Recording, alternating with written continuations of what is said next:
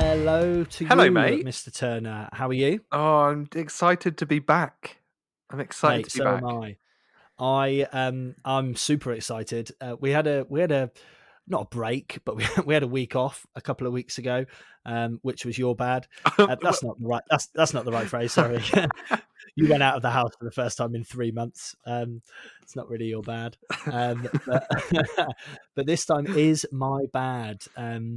I went back to work. I went to see the real world and people that weren't the people that I've been living with for 4 months. And do you know what? It was fucking great. Pardon the language at this early stage. Welcome to Comusician. I don't think there's too much bad language in this podcast, but yeah, it was really good to see other people. So oh, I'm sorry, glad, mate. No, no, sorry. I think you're allowed that excitement expletive there because I think that's a big step, isn't it? To just say hello to different people again. But also, shame on you for putting your salary before this podcast. That's what I'm going to say. Yes, well, quite right. Shame for shame. But yeah, it was necessary, and like I say, it was really good to kind of get back into the real world. But it's caused one or two. What's the polite word for major cock ups? It's caused one or two issues, let's say, within the house in which I have been residing. But never mind, is what it is. And currently, this is exciting as well. I'm recording in a different place. Bam, Ooh. bam, bam. This pause is because I'm desperately trying to think of somewhere cooler than I'm in the kitchen of my house where I used to live. But that's where I am. I've got a night off, family responsibilities, and do you know what I'm going to do after we've recorded? Go on. I'm going to sit on my PlayStation for potentially 6 hours, Nice. and it is great. Oh, mate, I'm glad for you. I mean, well, let's keep this brief then, because I don't want to stop a man from his PlayStation. Hey. Very true, very true. Well, I suppose we ought to give a proper welcome. Welcome, dear listener, to episode, the next one of Comusician. I'm going to say 16. Is I that think right? I think we're 16. Yeah, I love how that we've lost count Nice. and we're only 16 in. Um, Yeah, exactly. It's because we've not, for our shame, we've not been. Well, we haven't been recording as consistently, but we haven't been resting on our laurels because we've got some exciting stuff coming up, haven't we? we certainly do. Yes, we really, really do. But we're not gonna kind of give away too much. But we've got No, some great interviews lined up.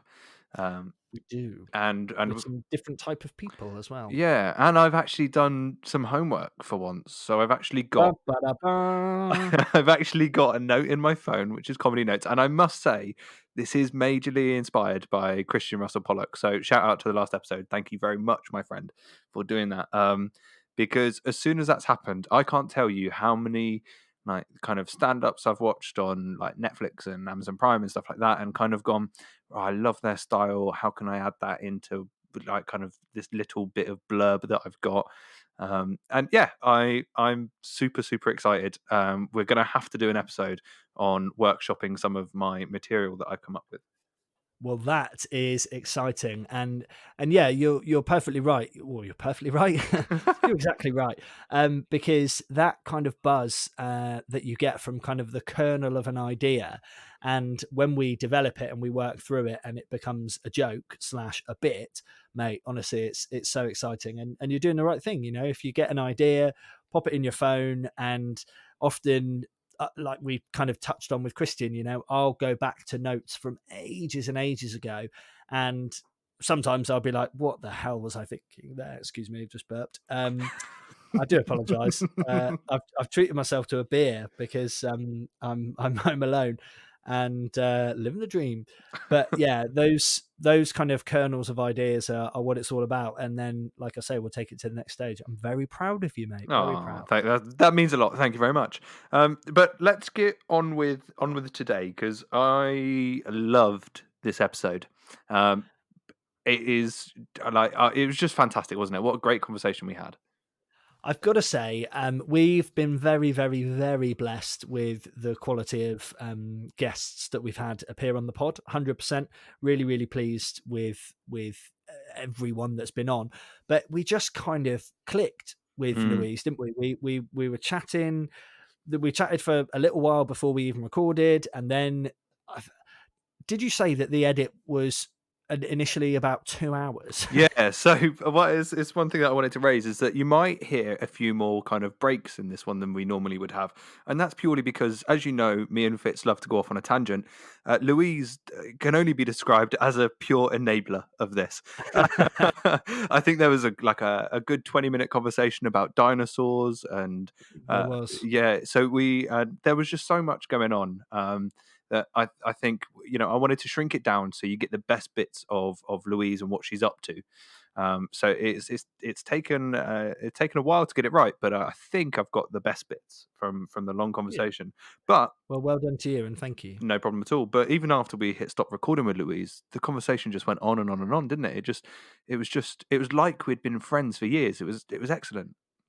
And you're exactly right, but it was also really kind of easy to see, I think, why she has become the success that she has. She's clearly developing a bit of a following, which is great, and deservedly so. She's very, very talented. We love her music. We're big fans of that. But also, she's just a very likable person, and she was very funny. She laughed at my jokes, which is always a big tick. So and a couple of yours as well. So very polite guest. Oh, very very nice. But no, it was a huge amount of fun, and yeah, but basically just really fascinating insight into a world that clearly I don't know an awful lot about. You've got a bit more experience, but we delve into, because you're just about to listen to it, a lot of how she came to be where she's good, and came to be where she is, I should say. And it's fascinating how resilience, I'll say no more, but how resilience and a word that begins with S can really kind of define someone's career and character. And by her own admission, she's picked up the baton and run with it, which is great. Yeah, I completely agree with you. I completely agree. So let's not elude anymore. Let's get on with the episode. Elude. That's the right word. Well, if you allude to something, then you're alluding to it.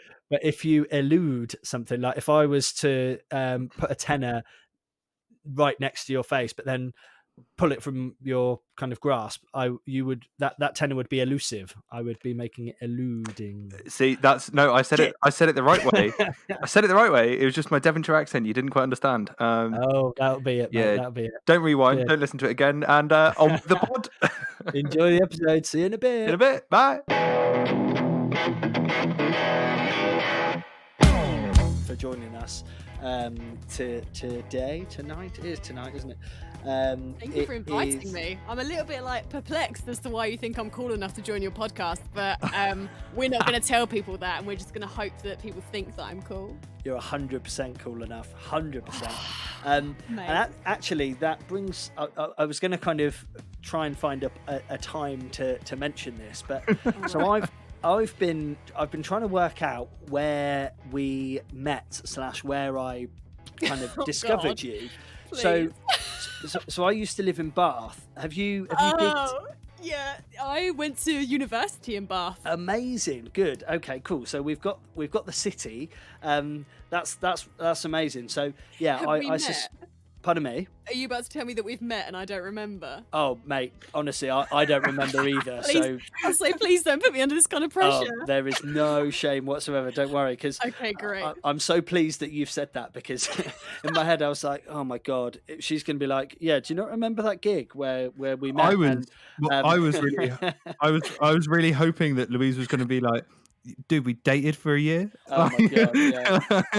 I don't want to put us on the bad, off on the wrong foot or anything, but it was 3 years at university, which I spent the majority of under alcohol, so we could have dated. I don't remember. No offense. No, not at all. Please, none taken. Don't worry. So I was living in Bath as well, and although I was working technically, I was living with students who were at Bath Spa Uni. So yeah, you go hard. Oh Bath yeah, spa, we go but hard. Bath Spa, we do go hard, and I was an honorary Bath Spa student for sure. So, Okay. oh cool. So that's probably where we kind of, I'm just Facebook stalking you now. yeah. Please do go Yeah, for it. just to see So like who we've got because we've got mutual friends. Oh, have we? So Excellent. yeah. it's a face you can't forget. Oh, So stop! Oh God, these bear people that with. you know. Right, so Sam, 2 minutes possible edit point. Who who are our mutual friends, Louise? Hit me up. Jack Walton. Jack Walton. Oh right, yeah, Jack, yeah. I used to play football, with Jack. Okay. He's a bloody annoyingly handsome guy, but I don't He know him is very well. a very handsome guy. That's just, you know what, I'm not going to go any further. I just don't think it needs to be said. So Chloe Hall Oh yeah, Chloe, yeah. and Becky Menzies, Yes, they yeah, live she's going together. out. She's going out with one of my. Did you say you live together? No, they live together. Chloe and Becky live together. Okay, yeah. But Becky did dance, and That's two of right. my best friends did dance. Oh, So that's how we know. And Georgie Vale. How do I know Georgie Vale? Georgie Vale, possibly. So I used to live at the Cork, and I think she worked at the Cork briefly. Yeah. Who else? Sam Bly? Bly? So Sam Bly is a musician. Actually, he's in a band Yeah. called Musgraves, I think. Yep. I know. Um, That's how I know him. But yeah, it's weird because the way his surname is spelt, I want to call him Sam Bliggy. yeah. Sam Bliggy. That's a great name. You've got a great name. So my manager, he's going to kill me for telling you this, but I'm going to say anyway. My manager messaged me like when I was like, oh, this guy has messaged me on Facebook, like expect a message on our emails. He said, and he got your message. He was like, I wonder if he's got a twin called Henry Fitzdaniel. And like for a hot Oh, minute, I was like, I don't get it. And then I was like, oh God, that's so bad. But I have to tell you how bad, like, I think that's quite funny. I appreciate you sharing it. Yeah, tell him that I did have a rabbit called Henry Fitzhenry. Did you? Yeah. My I'm mum so very glad. foolishly gave me the naming rights to a rabbit we had when I was about 5, and I was like, Henry Fitzhenry, obviously. Yeah. So Side you had note on that, Henry the Rabbit. Henry the rabbit, Henry Fitzhenry. This may well not make the episode, but I learned about kind of death at quite a young age because she picked me up from school once, Oh, and she went, "Oh, are you looking forward to going and seeing your rabbit?" And I was like, "Yeah, Henry." And she went, "Yeah, he's dead." And I was like, "Whoa, okay." Your mum said this to you. Yeah, many moons ago. She meant it well, and obviously it shaped me who I am, and I'm fine. So He says, oh as he yeah, became a stand-up comedian. well, very kind of Aren't you they to like say. they're the darkest, aren't they? I think like comedians are the darkest humans. I Like think in the best way, in a good way. But I feel like you've got, to be pretty dark to stand up and laugh at yourself or laugh at other people. For I like, think, I think that you have to kind of be prepared to not mind looking like a bit of a twat. We can swear on here, by the way. It's fine.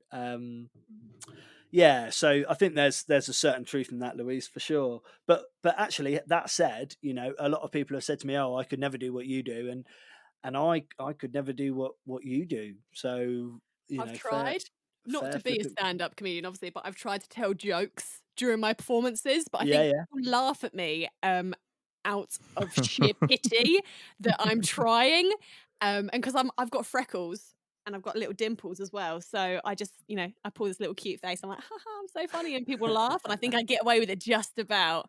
Yeah. But if I was any less cheeky, I think people would just be like, please stop. I'm dying inside for you.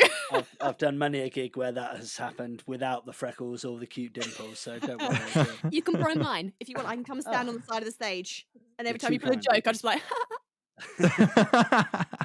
That won't be awkward at all. No, not any less awkward than I'm sure it already is. damn Yeah, straight. right. Yeah. So let's, if we may, I mean, what I'd love Yeah. to do to tonight. We're recording at night, by the way, listeners, but that's fine. What I'd love to do is to kind of find out how you got into it. So obviously, Yeah. Sam and I have been listening to your music, and fuck me, you are a talented young lady. Oh, thank you. Mate, I've been listening to your podcasts. Oh well, thank you. Oh. I'm just putting it out there. I'm so excited to be here. Oh, that's so Oh, cool. mate. That's so cool. But yeah. We trust us. We are more excited to have you here. We really, really are. So can we give or can you give our listeners kind of a bit of an introduction to you? Who is Louise Parker? Okay. Do I have So to say it in awkward. That's so third cheesy. person? Ah, Louise I was- Parker is like in third person. Or yes. can I go first? Oh, okay. We'll go third just for the cheesiness. I love it. It's fine. Louise Parker is a 26-year-old singer-songwriter from Essex. Been singing all my life. I've switched to first. The third was too much. I've been singing all my life. I've only ever wanted to be a singer. I don't like, when kids are like, I want to be a lorry driver or whatnot. I Yeah. don't know if kids actually want that, but you know what I mean? They're like, I want to be a rocket man or whatever. I'm so out of touch. Can you tell how old I am? But yeah, like I've always wanted to be a singer. I've never wanted to be anything else. So I think I count myself quite lucky that I've always been so steadfast in what I want to do. Nice. Because there's people my Nice. age that have no idea what they want to do still. So I always count myself quite lucky that I've always been like, I'm going to be a singer. And that's what I've done. Yeah, 100%. But yeah, so I started writing when I was 12. And Really? I started playing guitar. I got my first guitar for my 16th birthday and I taught myself. I've never had a guitar lesson. And just Amazing. sheer stubbornness, I think it is, has driven me this far because I'm not giving up. Because everything I've done, I'm like, no, I can't give up now. I've come too far. So I think it's just sheer stubbornness. That's amazing. No, good for you. Thank you. But yeah, I just love it. Oh, I should probably Yeah. say country singer. You Yeah, are a you know what? country Sorry. singer, yeah. That was something that I was going to bring up actually, because as you do when you do an interview like this, you've Yeah. always got to do a little bit of research, which basically boils down to just a weird little Facebook stalk. Hey, I'm here for it.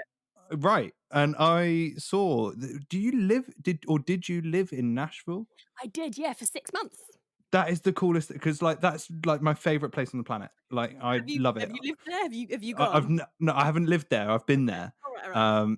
And yeah, I've been there with family, and it was just incredible. That's where I wanted to then be a musician, was from Nashville. That's so cool. I love that.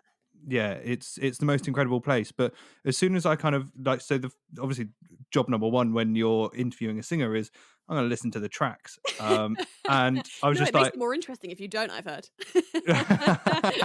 Just go in blind. just rock it. And I got this like straight away. I was just like, oh, country, this is perfect. So where did that start from? Like, what made you obviously wanting to be a singer when you're young is one Yeah. thing, but to be a country singer is awesome. Yeah. Oh, well, thank you very much. I accept. So I never started off in country. I've always been like a pop acoustic singer, like grew up with the top 40s, the charts, so Nice. and it was only the first time I've toured America. So I graduated university from Bath and me and a friend decided to go to America for 3 months and just tour, do open mic nights. Why not? We've got no jobs and nothing to study. So Why the hell not? we were like, Yeah. why not? So we went to America and toured around for 3 months, did like a state a week. It was absolutely mental. Oh, And it was wow. the first time I'd visited Austin, Texas, and Nashville, Tennessee. And I kind of fell in love with not just the music as a genre, but the scene. It's not just the music, it's the country fans. There is no one else like country fans. I'm telling you now, they're so passionate and dedicated. The outfits, because who doesn't love tassels and sparkles and cowboy boots? So I fell in love with that, and just the whole kind of community like feel of it. I just fell in love with it, and I knew that I wanted to be part of it. And then when I returned home, I just evolved. Like naturally, I started writing country music. It just happened, and so I've just been riding that now, and just until obviously I start writing songs that aren't country. I guess I can't fake it. So That's amazing. Yeah. No, to kind of to come across that as well, I think is such a cool way to find your genre. Yeah. So I've got a little bit of a confession, which if you've listened to some of the episodes, you'll already know, Louise. So Yeah.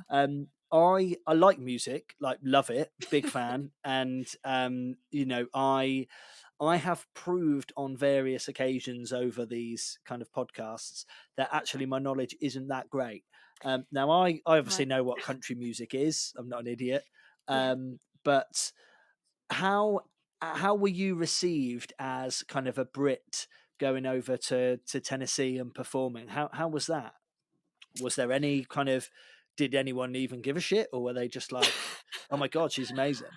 You get noticed a lot more because of the accent. Okay.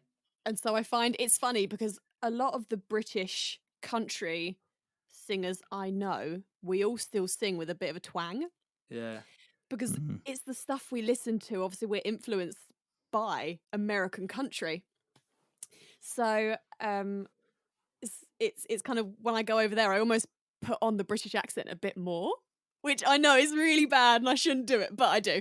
Why the hell not? Yeah, because people You've love seen it. is it Love Actually? It is Love Actually, isn't it? Where the guy goes over to America and he's like, "Well, I've got a British accent. I'll be fine," and he's absolutely fine. Yeah, why not? If it It is works a in the little bit, movies. yeah, it is a little bit like that. But the only thing I found, like, don't get me wrong, I love Nashville and I would go back there in a heartbeat, but I wouldn't live there again unless Okay, I was slightly bigger than I was when I went there the first time, I guess, because it is oversaturated with musicians.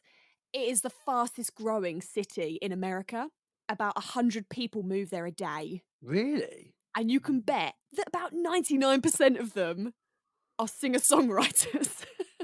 Yeah. So That's you're just bonkers. So like fighting with each other. 99 people basically a day are going to Nashville. That is Yeah, nuts. it is. I mean, it's absolutely insane. And obviously, the economy is booming and it's great for musicians. And obviously, you meet the most interesting characters and you get to do co-writes with people that, have lived incredible lives. But at the same time, you're then fighting for the opportunities. You're fighting for that, open mic night 5-minute slot. Little things like that. You're just Yeah. constantly it's a community until there's something that everyone wants, and then all of a sudden you find that you're at the bottom of the pile, which is kind of, I wrote a song about it called I'm Moving to Nashville. Yeah, I've listened to Aptly it. titled, about that kind of disappointment about going to Nashville and not being famous, because that's what I thought I was going to be. I was like, I'm going to go to Nashville, I'm going to be famous. It's kind of how I go into all of my opportunities, 100% headstrong and very enthusiastic. You've got to. Yeah. 100% you have to. But you're bang on with Nashville, because it is like there is a musician on every corner. You walk Yeah. past a bar and there's live music inside it. Like it's everywhere. If you don't like music, you will not be living in Nashville. No, Yeah. definitely not. I think it's kind of a shame, because I don't know which parts of Nashville you've been to, but the downtown, they call the Strip, with all the neon lights and all this, Yeah. 100% covers. You will never hear original music, and it's such a shame. You have to kind of venture out to East Nashville or Midtown, and you start to get more original music. So Yeah. it's kind of a shame that obviously a lot of people that move there are just doing it to be like the covers artists, to play the Jolene, Dolly Parton, or there's a handful of songs like Free Fallin' is one of the ones that always gets played. Oh god, Wagon Wheel.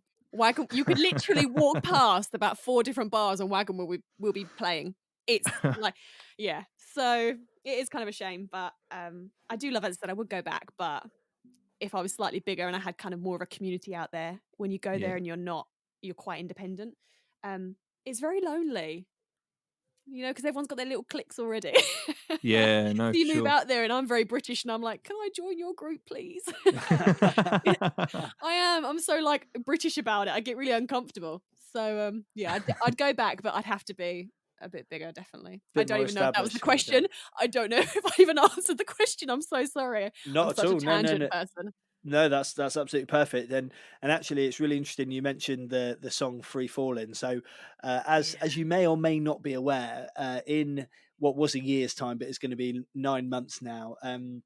Sam's going to be doing his first ever stand up gig with my tutelage, hopefully, and Big I'm day. going to be performing my first ever music gig, and I love singing, and I've always sung to myself, and I'm all right. I'm all right. But yesterday I was hoovering my car Right. because I am I'm living the dream, Louise. I don't want to I don't want to brag, but I'm living the dream. And I was hoovering the car, and because obviously the hoover's quite loud, I was like, well, I'm just gonna fucking belt out some songs. Of And course. Free Falling was one that I started singing. I was like, mate, I've got a good voice. I'm gonna be big. And yeah, I don't know what the point of that was, but yeah, I'm going to be famous. You probably won't get famous with free falling. I'm just going to chuck it out there. I think it's been done by so many different artists. I think the last good version was probably John Mayer. Yeah. I'm sorry, Other I'm than with that, Sam. yeah, give up on that one, mate. In fact, I'm not even going to allow you to play that at the gig, mate. I've got bars. Don't worry. I got loads of other kind of tunes in the back catalogue. It's fine. I'll be fine. I've heard you rap and it wasn't good. I'm just going to say you should write your own music. Mate, do you know what, Louise? Actually, Yeah. I think you're right. I think you're right. I think so. I think I need to kind of, well, in fact, let's discuss that. That's a really, really good point, because you mentioned that you kind of taught yourself. So did you go down the route of kind of trying to learn tracks that were already there, or did you just straight away think, sod it, this is what I'm doing, I'm writing my own stuff? So it was kind of a mixture for me. I literally learned chords just so I could play Taylor Swift songs. Okay, Because nice. I adore Taylor Swift. So it's hard not to. I mean, she's amazing. So I literally learned guitar just so I could play Taylor Swift songs. And I'd started writing when I was 12. And so what I had down was literally like lyrics and then just like a cheesy little melody that I'd sing to myself. And so then I just put chords to it. So the chords that I'd learned to play Taylor Swift, I then just like figured out what would go with what I was writing and just did it. I never really thought about it. And when I tell people, they're always like, wow, that's so amazing that you taught yourself. And I'm like, I don't really think it is, because I was just so, it comes back to the whole stubbornness thing, I think. I was so adamant that I was going to learn guitar that I just did it. So I don't really find it that amazing. I don't know. For someone who hasn't learned guitar and has been trying slowly to do so, it is amazing, no doubt. Do you know any Taylor Swift? No, but That's where you're going wrong. Yeah, that is one of many, many places where I suspect I'm going wrong. But oh, mate, it's so cool, and I think that it is super impressive. You're very modest to kind of say that, you know, and I suppose it's because you don't kind of consider it to be that way. But yeah, maybe. I've loved guitars and guitarists, and you know, that singer-songwriter style of music for ages. And so you mentioned, obviously, you got your first guitar at 16. Is that when you started learning? Yeah, so my parents bought my first guitar for my 16th birthday, and I was going to college to do music like my birthday's in July, and so obviously I was going to college in the September. When we're recording in July, when's your birthday? The 20th of July. Good. It's a good date. What was that? We're all laughing, aren't we? Eh? They're not all singers. So I got the guitar in July to start college in September, and I wanted to be good, because I think I've got this underlying issue with my self-esteem where I want to please everyone, and everyone's opinions mean a lot to me. No idea why, because I always come across like I don't give two fucks. Same thing. Yeah, weird. Yeah, so I wanted to fit in, so I guess I pushed myself to do it, and I sucked. Like, don't get me wrong, I absolutely sucked. I've still got YouTube videos. I keep all my old YouTube videos on my YouTube so I can look back at them as kind of like a progress thing. And I think my videos start from about 10 or 11 years ago. So I've got videos of when I very first learned to play guitar, and it is so bad. It's funny. So if you fancy a good laugh, go check that out. Definitely. I'm on it. Done. You got it. Yeah, and we'll share it on the socials. Oh, God. You know what? Why not? I've got nothing to lose. Yeah. What the great thing is, though, Louise, is that you're not just telling us that, you're also telling our listeners to go and have a look at it. So if your like views start like rocketing up from all those years ago. Yeah. What wasn't there? You guys were talking about your one hardcore fan. I think, Sam, weren't you? Your one hardcore fan that comes to all your gigs. I've forgotten her name. Yeah, Jenny. Look. Are you proud of me? I am really, very proud of you. Really very much. Insane. I was wondering, like, what have I said? It's only been 20 minutes. Like, hold on. That is comusician knowledge right there. It really is. I do try. So I feel like me and Jenny are on the same level now because I know Jenny's name. I feel like I am now also your biggest fan. But yes, Love so it. literally be like me, you two, and Jenny watching these old videos, right? And my Done. mum, obviously. For sure. We'll have a For watch sure. party. That would be so much fun. Could you imagine? I'll bring the popcorn. Yes, please. So was it just on the kind of subject of learning guitar? You kind of Yeah. mentioned again, because I'm coming from a place where I've had a guitar for years. Oh. Literally, I've had a guitar for years, and I've always wanted to learn. I love singer songwriters. I kind of just riff to myself. I call it rapping. It's not really rapping. I just kind of make up lyrics and stuff. But It's not rapping. So I'm just curious about kind of how you developed, really. I know you mentioned that the country side of things came along a bit later on. Yeah. And so when you started out, was it, as you said, was it kind of just to try and be like Taylor Swift? Yeah, I guess so. Fucking cool. I've loved, everyone loves music. I think it's a huge part of everyone's lives. You can't escape it, which is part of the reason I love it so much. Yeah. It's just one of those things that, it makes people happy. It can make people sad. And I think that's the whole reason, apart from just wanting to be just like Taylor Swift, it's the whole reason I got into it is because I want to help people. And for me, Nice. that's through lyrics. So Okay. I write about personal experiences and I put music out there. And sometimes my latest single is probably the deepest and hardest thing I've ever had to release because it's so personal. Lie to Me. That's well done. Proud of you. It's mate, it's an absolute tune. That it is. You're bang on the right, Louise. It's almost hard to listen to because it hits you right in the feels, doesn't it? It's amazing. It's the hardest thing I've ever had to do, like writing the song, recording the song, and then releasing. Because I never wanted to release it because it is so personal. But my manager listened to it and he was like the demo, and he was like, "Louise, you have to release this. It's like this is going to put you on the map." And I was like, "Oh, do I have to?" But I did, and I'm so glad I've done it now. We're like a week since we released it, and I'm so glad I did now because the amount of people I've had message me to say, I have been in that exact same position. I have no idea how to explain it, but you've put down exactly how I felt. And that to me, that's all I want. That's amazing. That's the reason I started songwriting, is because I want to help people.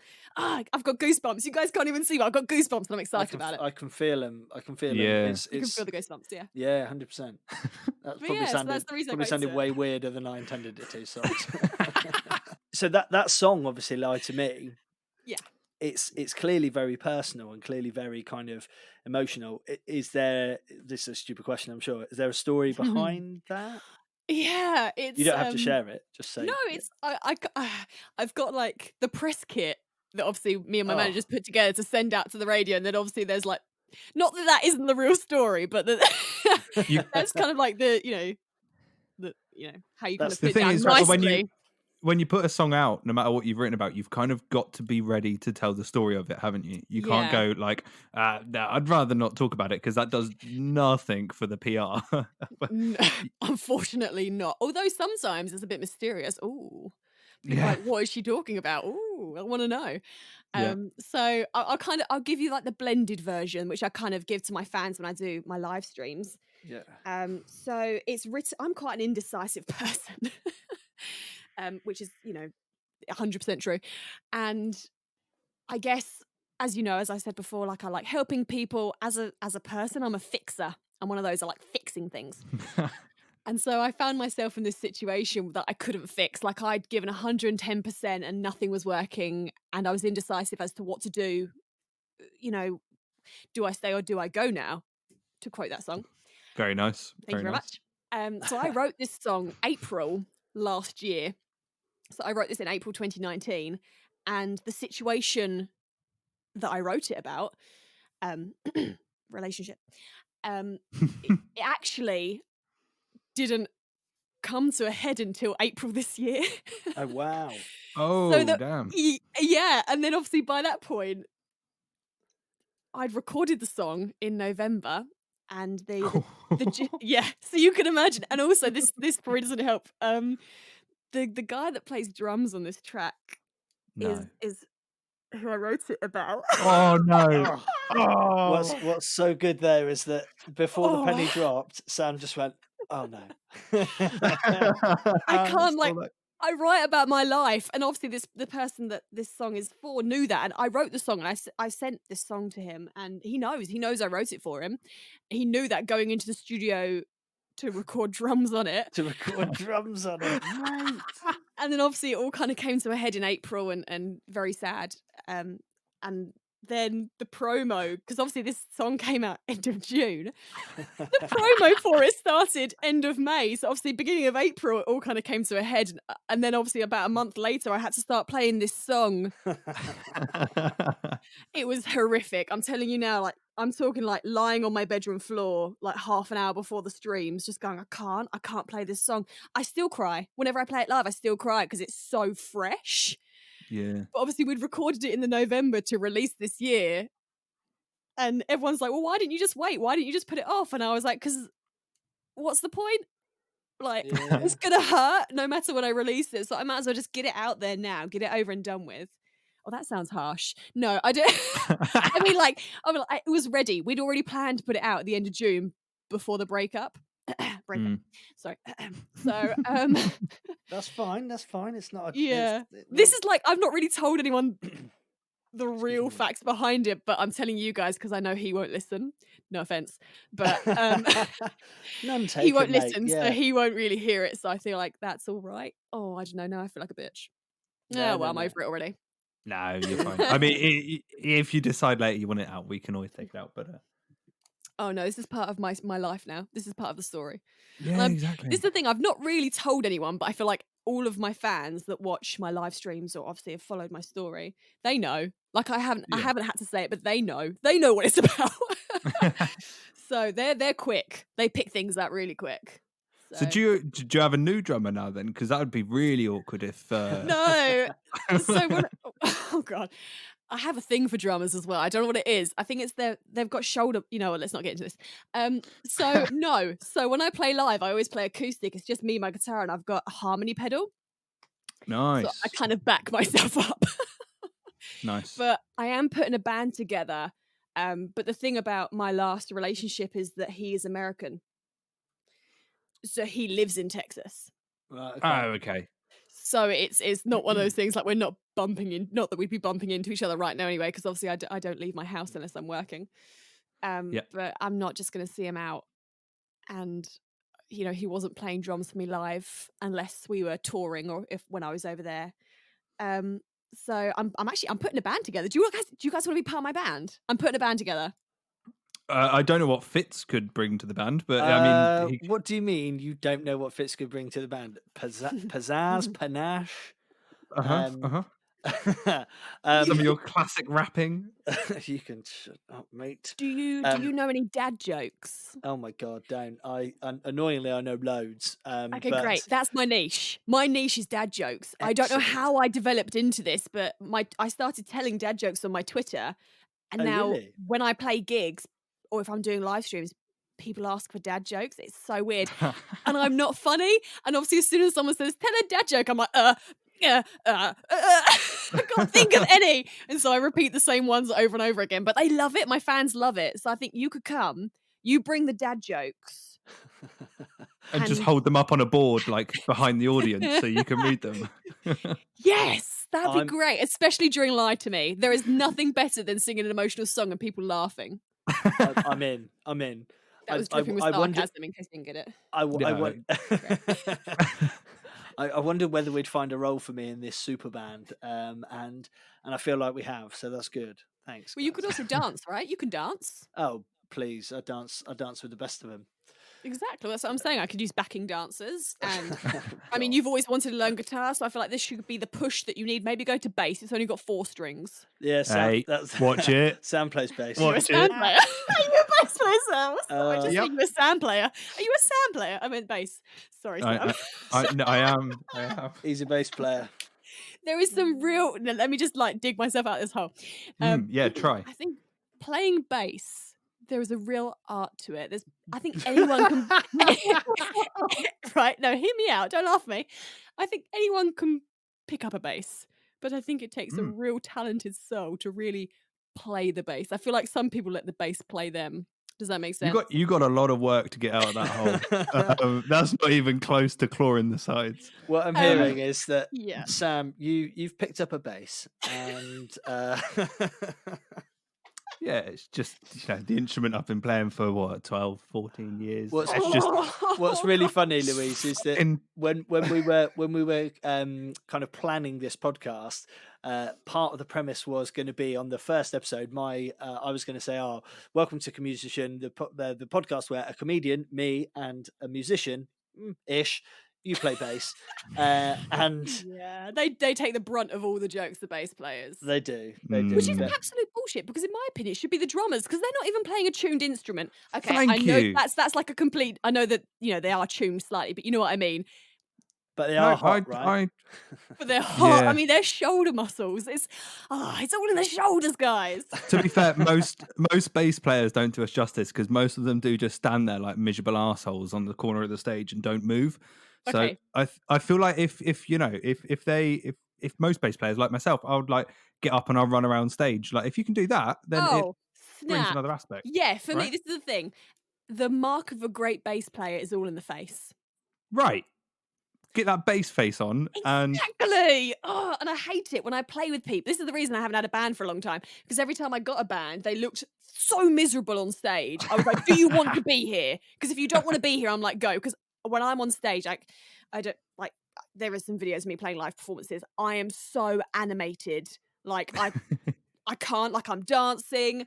I'm sweating because I'm dancing. My face. I've got so many facial expressions that I didn't know I possessed until I got on stage and watched myself back. I'm so animated. So anyone standing next to me that is just playing because they enjoy music but don't look like they're enjoying it look even worse.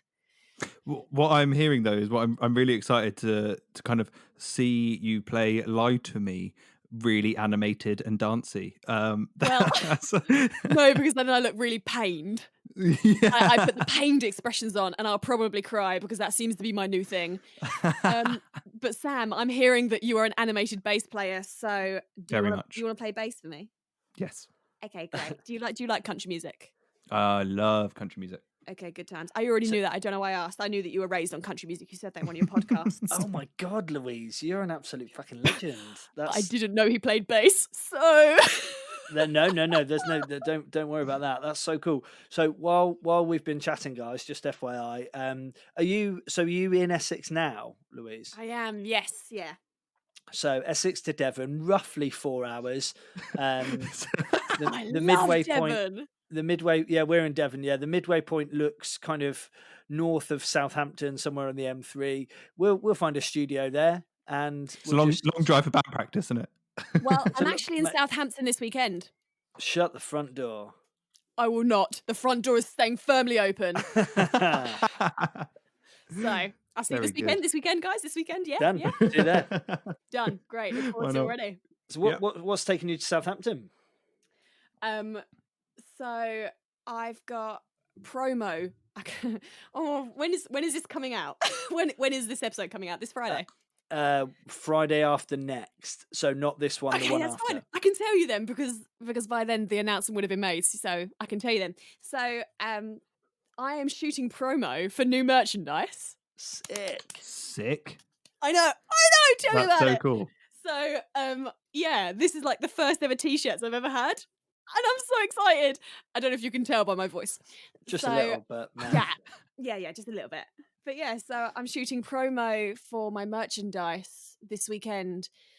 And then I've got one of my best friends that I went to university with, lives down there. I don't often get a chance to see her. So we're going to try and socially distance and see each other. I don't know how that's going to work, but... it'll be lovely. How's lockdown been for you? How have you found it? So my lockdown hasn't really changed that much from my day-to-day life, if I'm honest, because I work for an NHS hospital by day.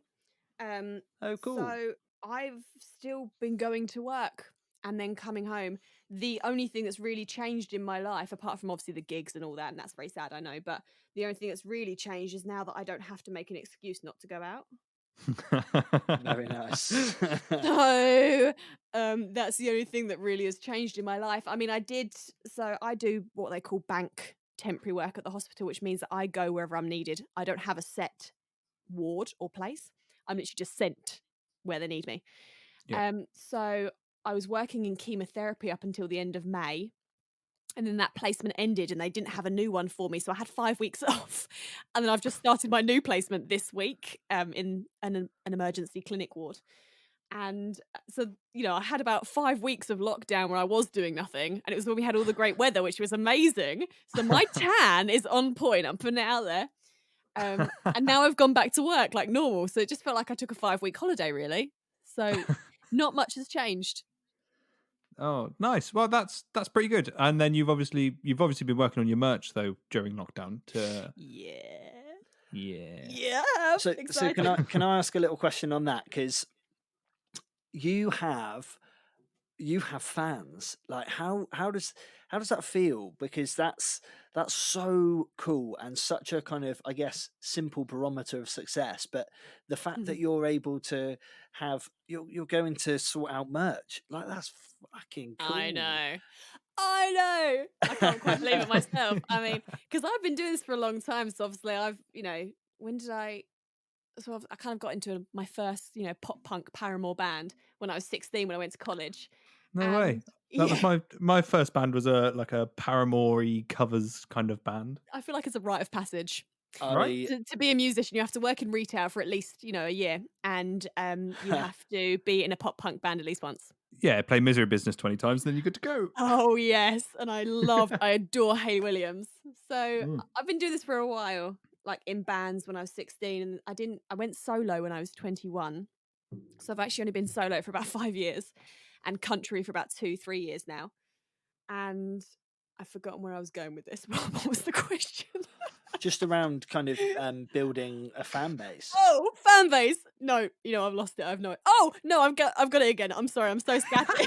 Mate, please don't apologise. Honestly, you are an absolute joy. I've got before I forget again. Let me think. Oh, fan base. Okay, so yes, I've been doing this for a long time. Is where I'm coming with this. So I feel like I've been building it up very gradually. So sometimes it's still a shock to me that people are listening. Because obviously you go through those gigs where it's like literally the barman and his dog watching. I'm sure we've all been there. And so to obviously go to gigs and have people actually be there because they want to be, not because they have to be. And like people pay for tickets. They buy tickets to come see me, or they queue at my merch table to talk to me. And it blows my mind. And I'm sure that I get more enjoyment out of signing things than they do for me signing them and taking photographs. Like I adore it, and I don't think it's ever going to get old. So to me, it's still a bit surreal as well. Yeah, that's huge, and I can totally I know exactly where you're coming from that, because my band at the moment, we've had some gigs where it's been just incredible, and then we've had some gigs where it's just Jenny. And then it's almost soul destroying to just play it. I mean, we had one gig where we were on stage, and so we got like this. I have like a beer towel so I can just wipe the sweat off as I'm running about. Yeah, of course. Yeah, standard. And the singer thought it'd be really funny if he chucked it at one of the only people that were in the place. And this woman grabs it, wipes her armpits with it, and then throws it back. That is so good. It's the worst, isn't it? But I want fans real bad. I you go to gigs and people are like throwing underwear on stage. Like I know as a woman that I might not get that for many, many years, or unless I request it. My fans are pretty good. Like if I want something, I'll tell you the stories in a second. But I want to get to that stage where people want to throw underwear at me, clean, hopefully. But, or like roses or something sweet like that. But like when I do my live streams, I'll mention, like a couple of weeks back, I mentioned that I quite like dinosaurs. I just think they're fascinating. Isn't that, different conversation, different day. So for the rest of that hour-long live stream, all they were sending was dinosaur emojis. Nice. I'm talking like for a solid hour, dinosaur emojis was the only thing. So they're quite, dedicated in what I like. So I'm sure if I requested they started throwing me underwear, I might get happen. that's I mean that in itself is fascinating. So you spent obviously time in Nashville, which is Yeah. cool AF, by the way. Mm. In terms of musical inspiration, clearly you found some inspiration when you were over there. Was there anyone in Yeah. particular that you kind of listened to and loved, or how did that work? So I'd say one of my biggest inspirations is Shania Twain. Okay. Oh, I just adore her. I think, Yeah. and she. Ironically, that does impress me much. I know, right? I know. I saw her No. live. No, stop it. Yeah, 2 years ago, O2 Did Arena. you? Yeah, she was Oh, touring. mate. 2018, October 2018. Happiest day of my life, October the 5th. And she's like 50, 52, 53, I think. Oh my goodness. I mean, if I look like her when I'm 30, I'll be happy. She's gorgeous. And like, I've obviously, like, you grew up listening to Shania Twain, the Hmm. ones that are obviously that you always get played. As you said, that don't impress me much. And Man, I Feel Like a Woman. You know, the ones that come out when you're on the dance floor and you always have to dance them. So I grew up like knowing those songs, but not realizing who it was. And then kind of when I fell into the country scene, I listened to her a lot more, and I've got all her music on vinyl now because I just adore her. She treads this fine line. She's actually, I don't know, I'm so many useless facts. She's been voted the most sexiest woman of all time in country music, but she's never taken her clothes off. I mean, obviously she wore that cute little leopard print thing in That Don't Impress Me Much, but Mhm. she's like always walked this fine line between being like sexy but The just being allure. powerful. Yeah. Yeah, and I love that. So I adore Shania Twain, but I also love Casey Musgraves. I don't know if you guys know her, but she's funny. She's got like this little dry, sarcastic humor So to her songs. she's someone really kind of, well, relatively new to me, and I don't mind admitting I listen to Radio 2. If I'm not listening to podcasts, I listen to Radio 2. And I was on my way back from a gig, and I can't remember the name of the guy who does like the country show on there. Bob something? Oh yes, oh my god, Bob Harris. Bob Harris, yes. Bob Harris Country Show. Whispering Bob Harris to you, sir. Yes. And Casey Musgraves was mentioned on there, and oh my god, yeah, a proper talent if ever I had one. She's so good. She's amazing. I saw her live last year at Austin City Limits, which is the music festival in Austin, Texas. And she's incredible, but she's just got this real dry, sarcastic humor to her music, which I adore. And that started coming out more in my music because I'm a big fan of Tim Minchin. Do you guys know Tim Minchin? Love to mention only a course. ginger can call another ginger. Exactly. Mm. I love his music. I think there's some real talent behind someone that can write a song that is funny Yeah. and that people get like that, like lyrically, to me is a goal. So I've started writing songs that are a little tongue in cheek because I like being a little bit controversial and different, and I like being a little bit unknown and unexpected. So I've started writing some comedy songs, Oh, and wicked. I'm super a bit Casey Musgraves style. I've got this. I'll tell you guys about it. You don't need to ask. So I've got this one song. It's literally 1 minute 20 seconds long. It's not even like a full song, but I kind of got to a point where I was like, "There's nothing else I want to say, so I'm just gonna leave it as 1 minute and 20 seconds long." It's called "They Don't Ride Their Horses." Is kind of the working title, and it's written about all the things that people ask me, the stereotypes of Americans Okay. when I go and live over there. So it's like they don't ride their horses to the store. And it's like, no gunfights and no outlaws and no whiskey stained swinging saloon doors. And then there's a whole verse about aliens. Nice. I'll send it to you guys after this. Please. Yeah, please. It's very like tongue in cheek, like kind of sarcastic humor about stereotypes. And I'm really enjoying kind of like exploring that side because I want to be funny. Like I desperately want to be funny. So I think on that, and this is potentially going to sound really arrogant, which isn't the intention, but I think that I may well go down that route or try to go down that route when I become a performer. God, but when I do this gig, I honestly think that I will find it really difficult to not try and kind of make the audience laugh. I want you to. Yeah. I want you to be Tim Minchin. Okay, I will become Tim Minchin. I'll become. Can I come to your gig? Oh my whenever God. whenever Oh, it is? we would love it. Can you invite me? Can I come? We would love nothing Of more. course. Nothing more. Great. Honestly, I that would really be want to amazing. be there to experience this. Nice. 100%. Well, so we the episode that is coming out just before yours, we spoke to a guy called Christian.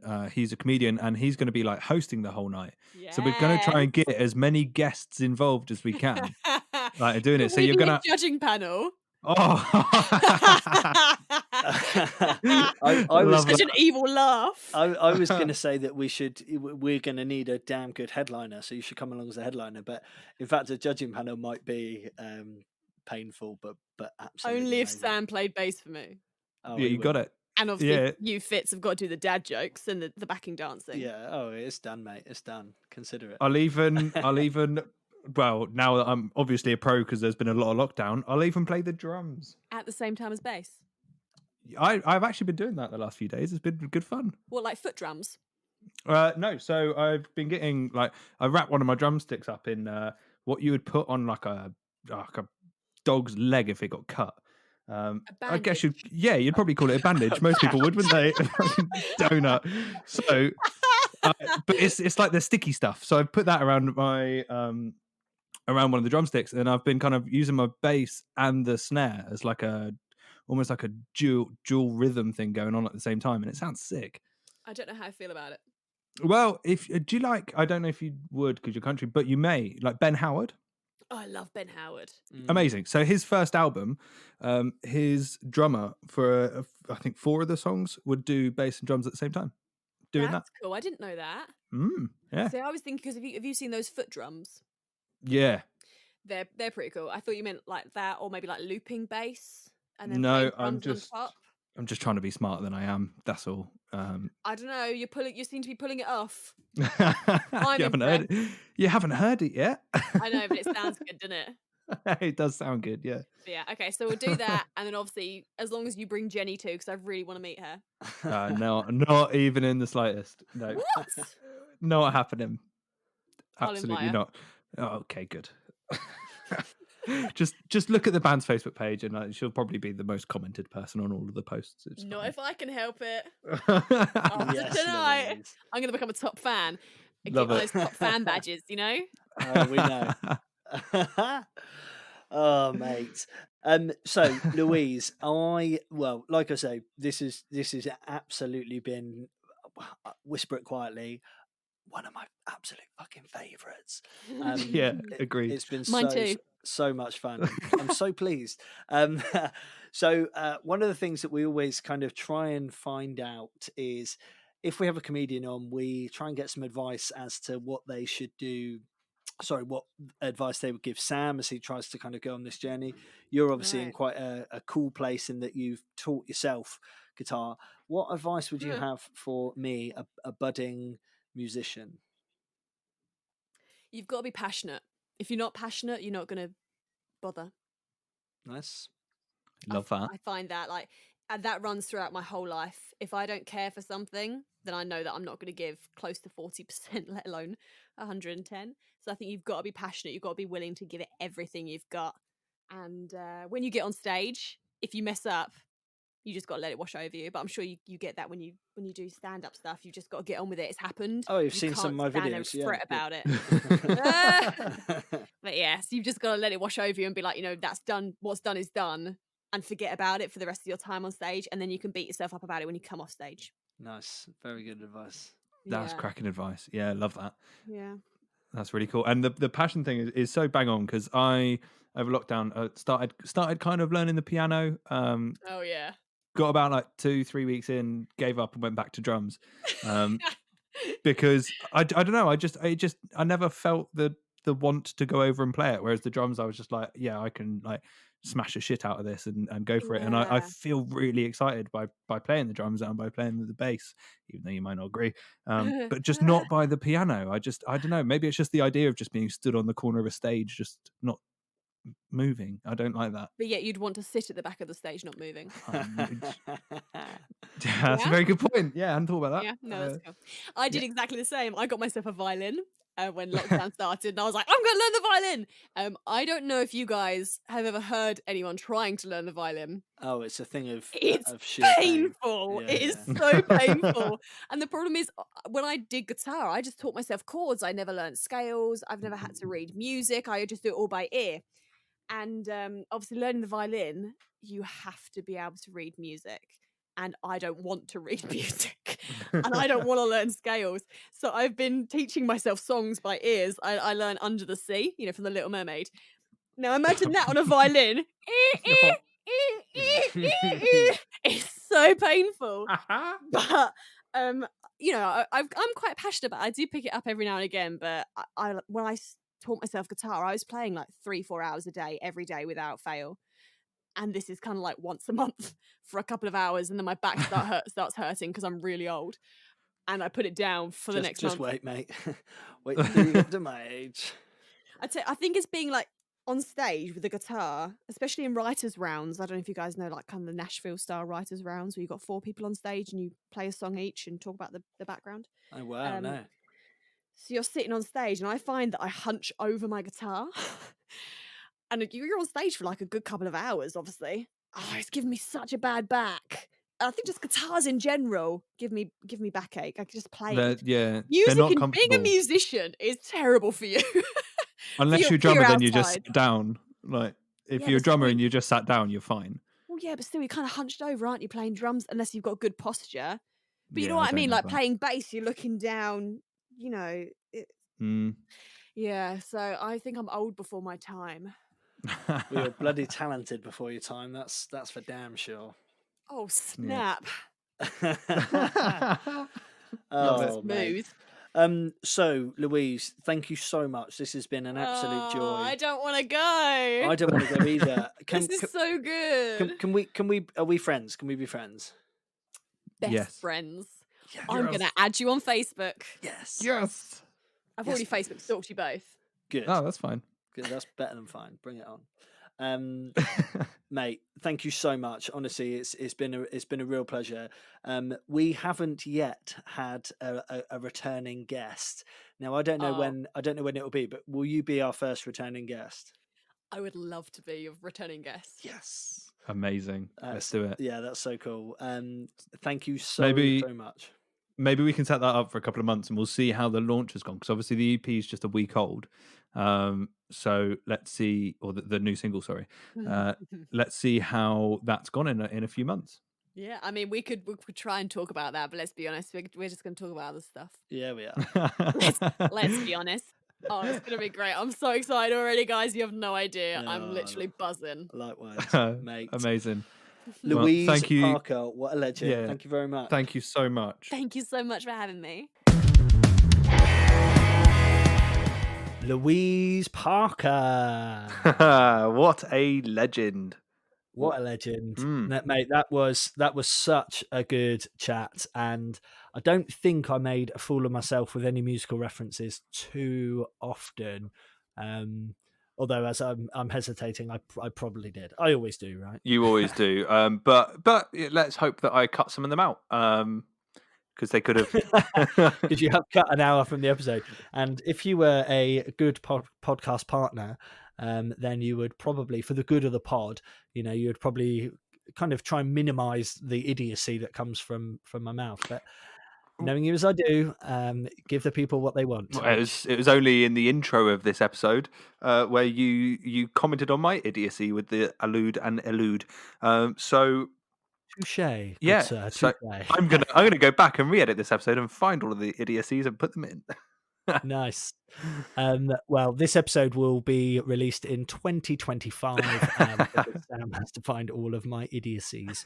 Good, mate. What a lovely young lady. That was a huge amount of fun. Got a massive amount of respect for her just picking up a guitar and I'm gonna learn this, and Obviously, Tay was heavily influenced in her early career as well, which I know you're a big fan of. I am, of course. It's hard not to be a big fan of old Tay.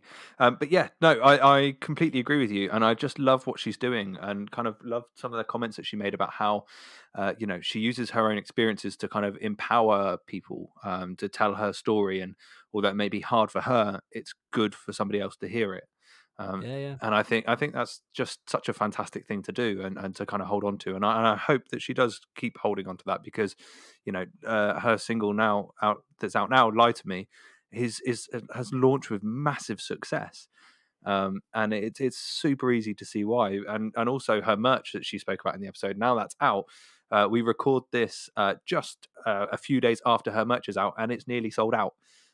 So she is doing fantastically well. She is indeed, and deservedly so. She's a really lovely, as I said, really lovely girl, but also really talented. What a voice! And to kind of get into the world of country and to be becoming a big part of that's massive, and that's so cool. So massive shout out to Louise. Where could our dear listeners find Louise on the social medias, mate? Because that's what it's all about. It is all about that. Get some fans. 100%. So she is Louise Parker Music on Insta and Facebook, and I believe it's Louise P Music on Twitter. And she is really active on the socials as well, so they are good fun to follow. So I do recommend, kind of giving her a follow, and she does lots of live streams and stuff. So get out there and check her out. And if you're so inclined, and you would like to kind of do us a little bit of a favor, if you like Louise, and I hope that you do, then give her a shout on the socials and tag us. Let us know that you've heard about her here, and that would be great. And at some point we would love to do a big live show, and Essex to Devon, it's not that far, but we would love to do a gig someday with Louise. And at the moment, the coolest thing would be if even one person from this pod kind of had never heard of Louise and then became a fan and started to like her.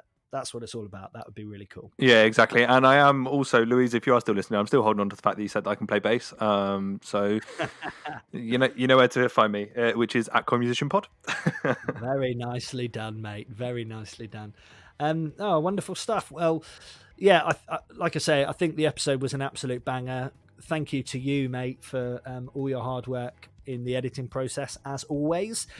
We've got some super exciting guests coming up in the coming weeks, and possibly one or two other things that we'll tease you with now, but share with you at a later date. But I guess, unless there's anything that you wanted to say, my friend, we can round off what has been a bloody good episode. No, the only thing I would like to say is enjoy your beer, PlayStation, and solace tonight, my friend. You deserved it. So, have a nice evening. I will. Thank you very, very much. And to you, dear listener, we'll see you very soon. We will. Bye. Bye.